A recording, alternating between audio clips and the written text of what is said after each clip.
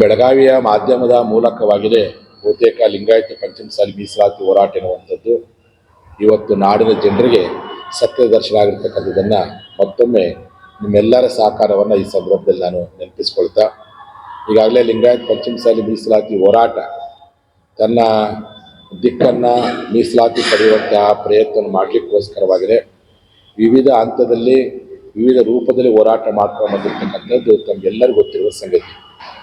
December 10ನೇ ತಾರೀಕು, ಇವತ್ತು ಒಂದು ತಿಂಗಳಾಯಿತು, ನಮ್ಮ ಸಮುದಾಯದ ಮೇಲೆ ಸರ್ಕಾರದ ಕುಮ್ಮಕ್ಕಿನಿಂದ ಏನು ಪೊಲೀಸ್ ಲಾಠಿ ಚಾರ್ಜ್ ಮಾಡಿ ಈ ಹೋರಾಟವನ್ನು ಹತ್ತಿಕ್ಕುವಂಥ ಪ್ರಯತ್ನ ಮಾಡಿ ಭಾಳ ದೊಡ್ಡ ಘಟನೆಗೆ ನಮ್ಮ ಸರ್ಕಾರ ಇವತ್ತು ಸಾಕ್ಷಿ ಆಯಿತು. ಇದು ಈ ಲಿಂಗಾಯತರ ಮೇಲೆ ಹಲ್ಲೆ ಮಾಡಿರ್ತಕ್ಕಂಥ ಮೊದಲ ಸರ್ಕಾರ ಅನ್ನುವಂಥ ಕುಖ್ಯಾತಿಗೂ ಈ ಒಂದು ಪ್ರಯತ್ನಕ್ಕೆ ಒಳಪಡುವಂಥ ಪ್ರಯತ್ನ ಆಯಿತು. ಹೀಗಾಗಿ ಅವತ್ತು ಸರ್ಕಾರ ನಮ್ಮ ಸಮಾಜದ ಮೇಲೆ ಲಾಠಿ ಚಾರ್ಜ್ ಮಾಡಿ ಮಾರಣಾಂತಿಕ ಹಲ್ಲೆಯನ್ನು ಮಾಡೋದನ್ನು ಖಂಡಿಸ್ಬಿಟ್ಟು, ಮುಖ್ಯಮಂತ್ರಿಗಳು ಮೀಸಲಾತಿ ಕೊಡುವುದಿಲ್ಲ ಅಂತೇಳಿ ಈ ನಂಬಿಕೆಗೆ ದ್ರೋಹ ಮಾಡಿದ್ದನ್ನು ಖಂಡಿಸ್ಬಿಟ್ಟು, ಜನವರಿ 14ನೇ ತಾರೀಕು ಕೂಡಲ ಸಂಗಮದ ಸುಕ್ಷೇತ್ರದಲ್ಲಿ ಪಂಚಮಸಾಲಿ ಪೀಠದಲ್ಲಿ 8ನೇ ಹಂತದ ಹೋರಾಟಕ್ಕೆ ಚಾಲನೆ ಕೊಡಲಾಗ್ತದೆ.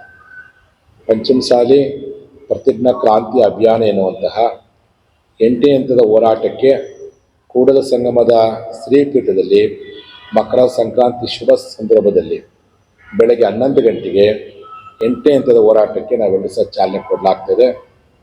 ಆವತ್ತಿನ ದಿವಸ ಯಾರು ನಮ್ಮ ಹೋರಾಟದಲ್ಲಿ ಮಾರಣಾಂತಿಕ ಹಲ್ಲೆ ಪಟ್ಟಂತಹ ವ್ಯಕ್ತಿಗಳನ್ನು ಸಹ ಕರೆದು ಅವರಿಗೆ ಲಿಂಗಾಯತ ಪಂಚಮಸಾಲಿ ಮೀಸಲಾತಿ ವೀರ ಎನ್ನುವಂಥ ಬಸವರಕ್ಷೆಯನ್ನು ಪ್ರದಾನ ಮಾಡಲಾಗ್ತದೆ.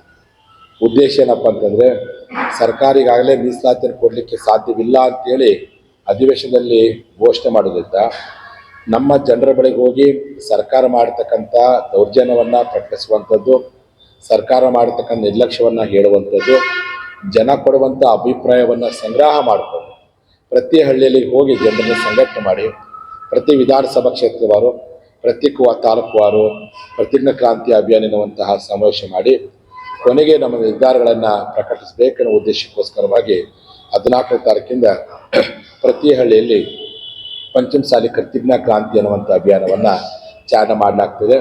ಉದ್ದೇಶ ಏನಪ್ಪ ಅಂದರೆ, ಈ ಸರ್ಕಾರ ಕೊಡ್ಲಿಕ್ಕೆ ಆಗಲ್ಲ ಅಂತೇಳಿ ಘೋಷಣೆ ಮಾಡಿದೆ, ಆದರೆ ಮುಂದಿನ ದಿನಗಳಲ್ಲಿ ಯಾವ ರೀತಿ ಮೀಸಲಾತಿ ಪಡಿಬೇಕು, ಯಾವ ರೀತಿಯಾಗಿ ಮುಂಬರುವಂತಹ ಸರ್ಕಾರಗಳಿಗೆ ಯಾವ ರೀತಿ ಒತ್ತಡ ಆಗ್ತದೆ ಅನ್ನೋ ಉದ್ದೇಶಕ್ಕೋಸ್ಕರವಾಗಿ ಪ್ರತಿ ಹಳ್ಳಿಯಲ್ಲಿ ಜನಾಭಿಪ್ರಾಯ ಸಂಗ್ರಹ ಮಾಡಿ ಜನರೊಂದಿಗೆ ಸಂವಾದ ಮಾಡಿ ಹೋರಾಟದ ರೂಪರೇಷೆಯನ್ನು ಸಿದ್ಧಪಡಿಸಲಿಕ್ಕೋಸ್ಕರವಾಗಿ ಈ ಹೋರಾಟವನ್ನು ಇವತ್ತು ಶುರು ಮಾಡಲಾಗ್ತದೆ. ಈಗಾಗಲೇ ಪ್ರತಿ ವರ್ಷ ನಮ್ಮ ಕೂಡಲ ಸಂಗಮದ ಪಂಚಮಸಾಲಿ ಪೀಠದ ವತಿಯಿಂದ ಈ ರಾಷ್ಟ್ರದಲ್ಲಿ ಯಾರು ರೈತರಿಗೆ ಗೌರವ ಸಾಧನೆ ಮಾಡ್ತಾರೋ ಅಂಥವರಿಗೆ ರಾಷ್ಟ್ರೀಯ ಬಸವ ಕೃಷಿ ಪ್ರಶಸ್ತಿ ಅನ್ನುವಂಥ ಒಂದು ಕಾರ್ಯಕ್ರಮ ಮಾಡಲಾಗ್ತದೆ.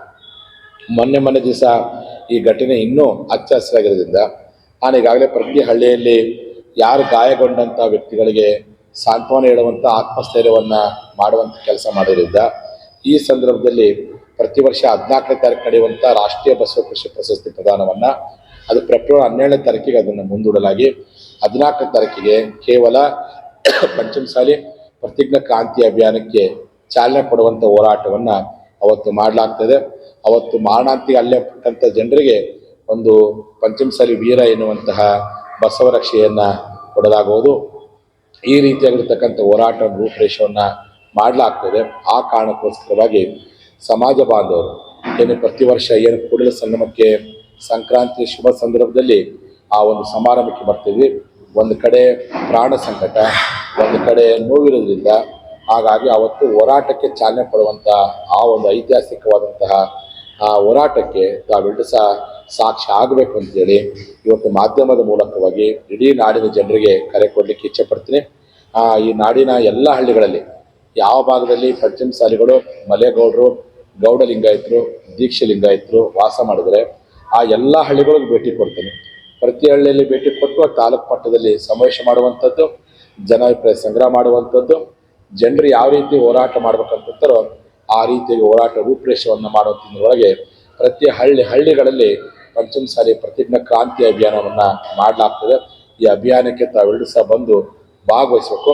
14ನೇ ತಾರೀಕಿಗೆ ಬೆಳಗ್ಗೆ 11 ಗಂಟೆಗೆ ಕೂಡಲ ಸಂಗಮದ ಪಂಚಮಸಾಲಿ ಪೀಠದಲ್ಲಿ ಆ ಒಂದು ಹೋರಾಟಕ್ಕೆ ಚಾಲನೆ ಕೊಡಲಾಗುವುದು ಅಂತೇಳಿ ನಾಡಿನ ಜನರಿಗೆ ಮೂಲಕ ಹೇಳ್ತಾ ಎಲ್ಲ ನಮ್ಮ ರಾಷ್ಟ್ರೀಯ, ರಾಜ್ಯ, ಜಿಲ್ಲಾ, ತಾಲೂಕು ಘಟಕದ ಎಲ್ಲ ಪದಾಧಿಕಾರಿಗಳು 14ರ ಕಡೆಯುವಂಥ ಹೋರಾಟದ ಚಾಲನೆ ಕಾರ್ಯಕ್ರಮಕ್ಕೆ ಬರಬೇಕು ಅಂತೇಳಿ ಬೆಳಗಾವಿ ನಗರದ ಮೂಲಕವಾಗಿ ಇಡೀ ನಾಡಿನ ಸಮಾಜ ಬಾಂಧವರಿಗೆ ಮನವಿ ಮಾಡಿಕೊಂಡು 2 ಮಾತನ್ನು ಮುಗಿಸ್ತೀನಿ.